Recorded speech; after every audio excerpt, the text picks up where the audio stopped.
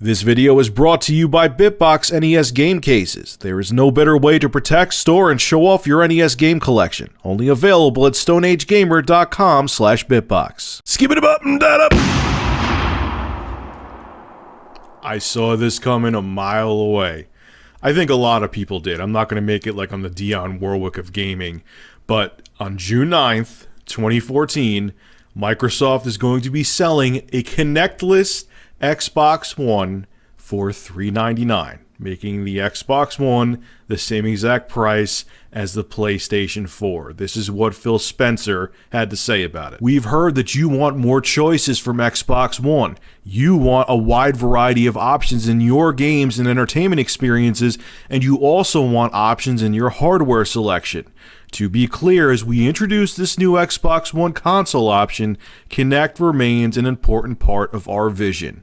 My ass. Now, Phil goes on to say, 80% of Xbox One users actively use Kinect with over 120 voice commands per month. They say 120 things to Kinect, which I'm sure 99% of those things they say are just Xbox on. But whatever. I'm actually not here, shockingly, to shit on Microsoft with this video. I'm going to be one of the few people that applaud them, because they're actually taking bold steps, unlike a lot of other corporations, to fix their mistakes, and they're fixing them fast.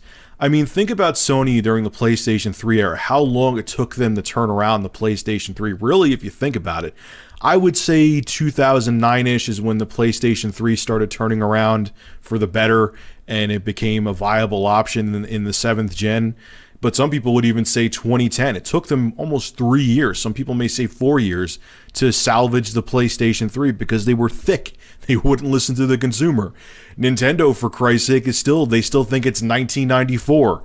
They still think they're back in the 16-bit era with how they handle especially their home consoles.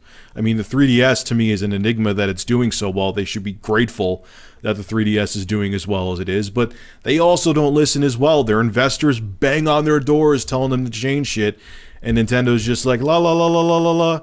So I know a lot of people are going to say, hey Rich, this is probably because the investors are pressuring Microsoft. They want them to spin off the Xbox division, and Bill Gates was in an interview and he said if the new CEO wanted to spin off the Xbox division, so maybe they're nervous about it. Maybe they feel somewhat desperate, but it doesn't matter. I mean, Microsoft has a ton of cash in the bank. If there's anyone out there that could be thick, it's Microsoft. I know Nintendo's doing well too. They have a bunch of money in the bank as well, but Microsoft they're listening to the consumer. They're listening to the fact they're pissed off that they have to buy a Kinect. And they're actually paying attention to what people have to say, and they aren't going to continue, at least, to try to shove the Kinect down people's throats. So I actually applaud them for this. I think it's a smart thing. And now the playing field for 8th gen is more level. Let's say level. Now both Microsoft and Sony's offerings are both the same price point, which makes the market more competitive. A more competitive market means more innovation, means better products for us, and we win as consumers because now the playing field is more level. So this is a win-win all around. Okay, there's one thing I almost forgot to mention. And there's a lot of guys out there. I see a lot of guys, especially if you're like 20 right now, like your early 20s, late teens, and you went out and jumped and bought an Xbox One.